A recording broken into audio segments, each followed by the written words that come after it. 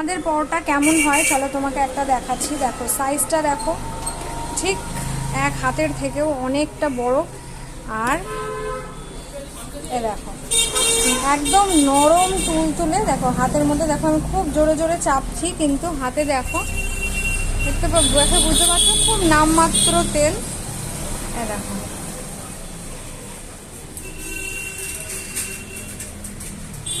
দেখে বুঝতে পারছো হয়তো, একদম নামমাত্র তেল। দেখো অল্প তেলে এত সুন্দর করেও যে পরোটা ভাজা যায়। আর দেখতে পারছো মোটামুটি বেশ ভালোই বড় এবং মোটা।